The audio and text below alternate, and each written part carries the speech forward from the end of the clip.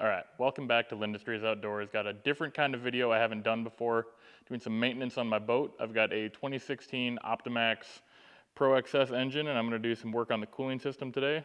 What we're going to be doing is replacing my thermostats, because I know a lot of junk runs through them. I've had some issues with them sticking open or closed, so I'm just going to fully replace them with the gaskets today, and I'll show you what you need, and then we'll get into it. Obviously, you're going to have some basic hand tools, screwdrivers, a couple of ratchet sets, some wrenches, and Allen keys. And then the parts, which I'll also put in the description, are these. The 2 thermostats, 1 for each bank, and then the gaskets for those thermostats. And that's all you're going to need. Let's get into it. Okay, so first thing is remove the cowling from the engine, just the top cowling. Thermostats are right at the top of the engine.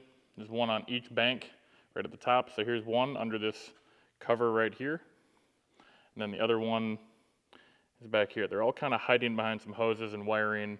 This one you can get removed without removing any of this stuff. It's a little tight, so if you have an 8mm ratcheting wrench, it makes it a little bit quicker, but either way you can still get in there. And then this one, I do have to usually remove this hose, which is pretty easy. Some Allen keys, and this comes off, and then this hose just slides right out. And then from there you can just unscrew those and pull it out, and there you've got the thermostats. Some people do also loosen these, your fuel rails, and then slide them back, but I prefer not to do that. To me, it just seems easier to pull that hose out quick and cover it, and then got access to the thermostat. So let's get into it. One important thing before we remove hoses to get access is to depressurize the air side. So on the left side of the engine here, there's this little Schrader valve. Just depressurize it with a small tool, lets out the air pressure. Otherwise, you will have a pressurized system, especially if you've ran your engine recently. You'll be able to tell when you're pulling the hose out too, that it's pressurized. You'll kind of feel it kind of pushing up against it if it's still pressurized. So just make sure to let that pressure out before removing that hose. All right, so we can start by removing these two with Allen keys right here, these 2 screws on this plate that holds this hose down.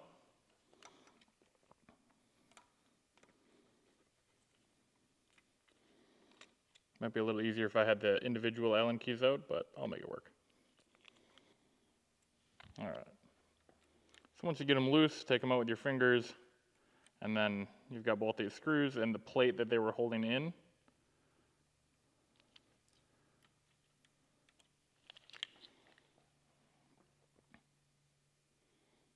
There we go. There's our plate. 2 screws. I'm going to set these off to the side. And then we can get into taking that hose out. So it's very important you try not to drop anything in after you take the hose out. So I get some electrical tape to cover up the hole ready. Just have some black electrical tape. Tear off a strip. And then this hose is just seated in there with an O-ring, and it comes out. I'll set it off and then cover that up. I usually need 2 strips, but that's just so anything like any shavings from old Loctite material or the gasket or whatever else ends up in the engine just flying around doesn't end up in the fuel system here on this fuel rail. So that's another reason. There's multiple ways to get in. Some people do just loosen this whole rail and back it off a bit. I've always been a little iffy on that because that can pull some injectors out of the heads, and I've always found it easier to just pop that hose out quick, cover it up, and then grab an 8mm wrench and get to wrenching.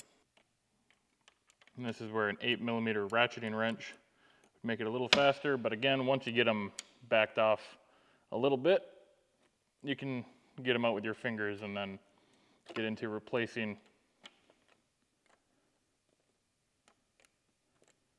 the gasket and the thermostat.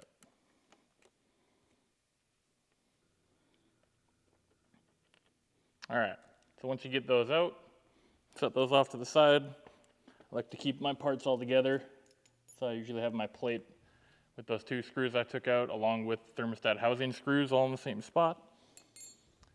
And then this cover just comes off, and it's what's holding the thermostat in. So we'll move this back here, and there's the thermostat. Looks pretty good. This one was functioning fine, but it's a few years old. A lot of times you can just take these out and clean them.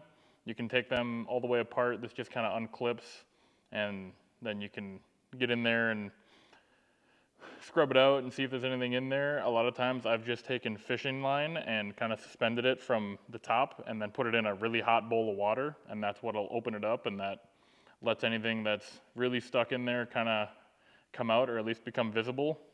It's always been sand and wood messing up my thermostats. Never really anything else, but sand is pretty bad. These little thermostats seem to be really bothered by sand. Any little pebble is going to cause them to stick open, and then that'll make the engine not ever get up to operating temperature, and a lot of times that's the cause of that. If any Optimax owners out there have heard that 6 beep alarm when you're idling for a while, just 6 beeps in a row, it's because it's not getting up to operating temperature after a couple minutes idling, and one of your thermostats is probably stuck open. I've had that a lot with this engine.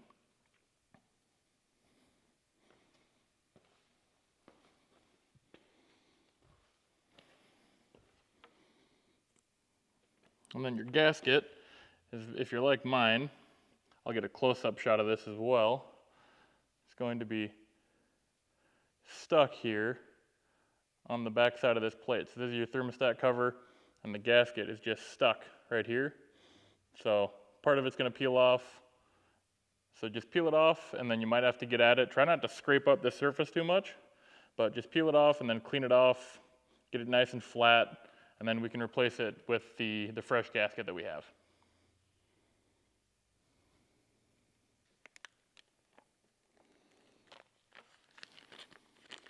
All right, once you've got both surfaces cleaned off, you can get your parts. This is the gasket part number right here. Quicksilver and mercury. The only difference is one of them comes from a dealer and one of them comes from a non-mercury dealer. Quicksilver is just like a part you'll get at like Walmart, but they're the exact same part from the exact same people. At least that's my understanding of them, but here's the part number for the thermostat. So I'm going to grab our gasket.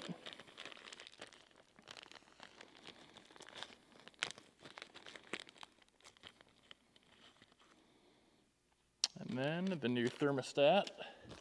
Get the thermostat in there, line up the gasket, and put her back together.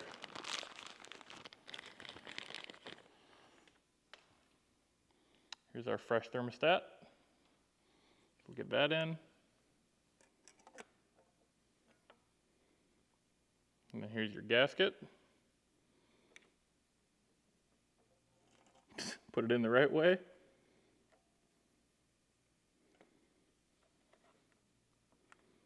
Get your cover back on. Might need to line up one of the screws through the cover and the gasket. Can do both as well because you're going to need to get that gasket to line up.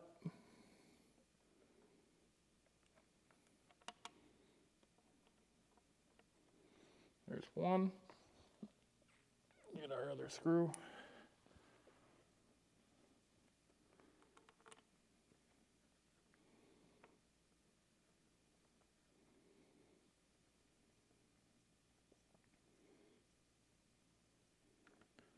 Once it's all lined up, just tighten them up.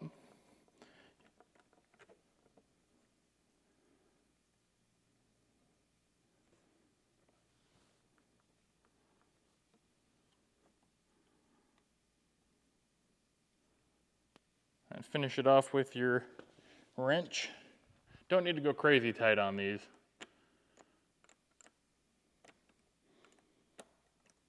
Like I said, they don't need to be crazy tight once you get them on. Get it all, make sure it's all nice and in, and then get it snug, but don't crazy wrench it on there.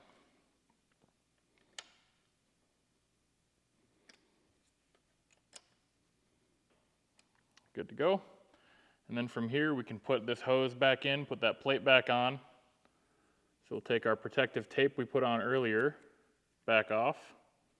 And this tape was just to make sure nothing falls into this hole in the rail here, which when you're removing the gasket, there definitely can be some stuff.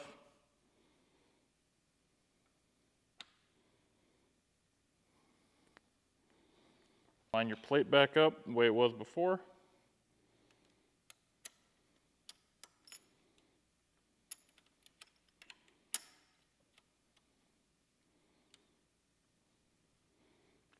pretty hard to mess up. You can really only put it on there one way. It'll go right into its spot and the holes will all line up. Then hand tighten your screws.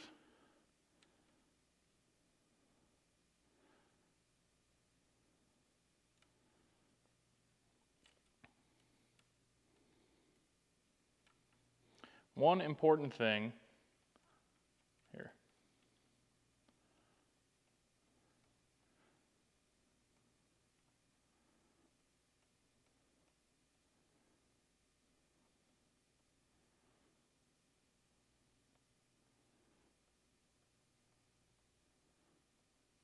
Once I got those screws with the Allen heads hand tight, just come back, get your Allen key, snug them up. Again, they don't need to be crazy tight, but make sure they're not gonna completely come out. Nice and snug, but you want to be able to remove them again eventually. And there we are. That is the first thermostat, and that's the hardest one because you have to remove something to get into it. The next one is much easier. I'll grab the camera quick, show it, and then I'll do a little breakdown of it. One on this side is much easier. Still time consuming, but you don't have to remove anything. You can just get in there with the wrench and this cover will come off and you won't have to remove anything like we had to remove this hose to get in. This one just comes out, maybe a little bit more time on the wrench, but you can for sure just get it out with a wrench and nothing else. Here's our first screw, set that off to the side. We got to get the wrench and finish this one off.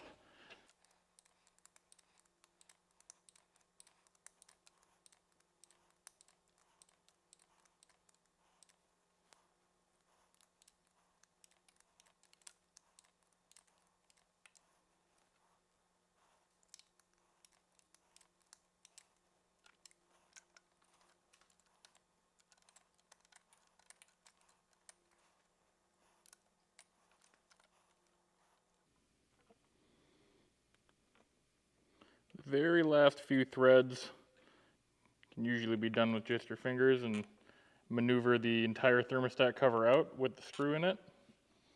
Then you've got the port side thermostat cover removed, and again, this one gasket is stuck right on the cover. So we're going to replace that after we pull this thermostat out again. And again, this thermostat doesn't look too bad. A couple years old, it's been through a lot of stuff.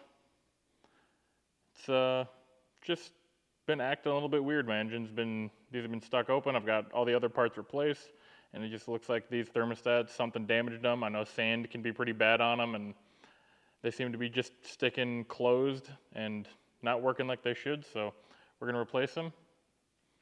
Pretty easy job anyways. You can get real technical with it if you could, they're supposed to open at about 130 degrees. So you could put them in some water that's 130 degrees and make sure they open or close when they're supposed to. I did end up testing, it wasn't exactly 130 degrees, but it was, they didn't open until about 160. So that was what pointed me to just replacing them, because I did take these out earlier this year and clean them. And here's these gaskets too. And that didn't solve the issue. Something damaged them, I'm not sure exactly what. But easy enough job. They are a little expensive, and make sure you get the actual Mercury or Quicksilver branded ones. There's some off-brand ones that might work, but I'd rather not take that risk.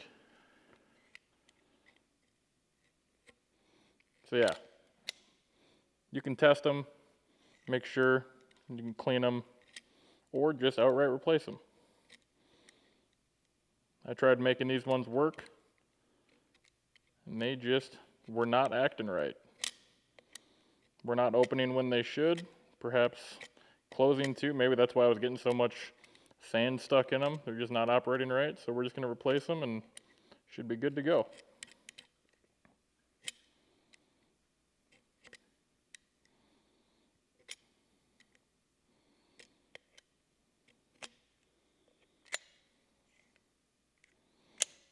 All right, this one was a lot easier to clean this cover. Scraped it off. Let's see if we can get that focused nicer. This cover is nice and smooth. I cleaned it off. There's only one spot where it was sticking. So that's all cleaned up, ready to go. We'll get our new gasket and our new thermostat, install those, and then our thermostats will be replaced. Pop our new thermostat in.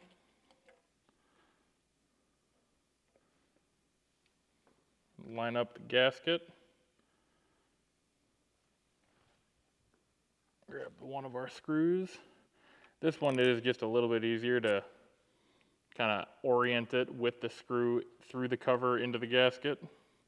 Get it into this bottom side here. And once you get that, you can get this screw a few turns with your fingers. And come up to the top. Do the same thing with that one. Line it all up. Try not to squish and tear your new gasket. And just a few turns with your fingers on this one as well.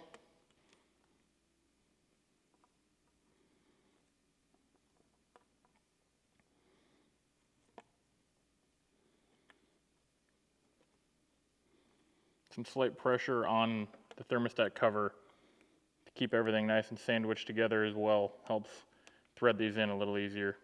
Once you got them in, take your wrench and just start tightening it back down. Whole thing, when you're outside of the boat, is about a 30-minute process to remove both thermostats and put them back together. I've seen people do it on the water. I've never had to do it on the water, but I've done it at boat ramps before where my motor wasn't coming up to temperature, so took them out, cleaned them off. And the main reason I wanted to come up to temperature is if it's not getting warm enough, especially in the water around here up north in Wisconsin, if we're fishing colder water, that can be a real danger to your engine because it'll cause what's called cold seizure on typically cylinder 6, not coming up to temperature. The metals in the engine, the sleeve and the block, are different types. I believe it's aluminum and steel, so they expand at different rates. Now we're kind of getting into like nerd science territory here. But that's one of the main causes for these Optimaxes blowing up is not getting up to the correct operating temperature. And then running them like bass fishermen, as we do, start it and gun it. Well, if they can't get up to the right operating temperature, then it's going to put additional stress. And I believe what happens really is the piston will catch inside that sleeve. And then, well, you'll have a window in your engine block. This is pretty much what happens. So I try to monitor it. I've got SmartCraft hooked up on my depth finders, and I try to make sure it's always coming up to around 130 degrees and then opening up, and it'll drop to like 117 and come back up into the 130s and watch the thermostat cycle. And once that happens, usually in most water it only takes like a minute to get up to operating temp, and then I'm good to go. I just make sure the thermostats are functioning correctly, and for the most part then I feel good that I can let it rip during the day. And I try to for sure check on that before any tournaments. Do not want to have an engine issue in the middle of a tournament, so if there's something I can prevent and maintain, I try to do it. So there we go, thermostats and gaskets replaced, ready to go. I'll run these pretty soon here on a test, but they're brand new. I've seen brand new parts fail, but that was pretty easy. I think that was about 30 minutes of my work. Grab the camera.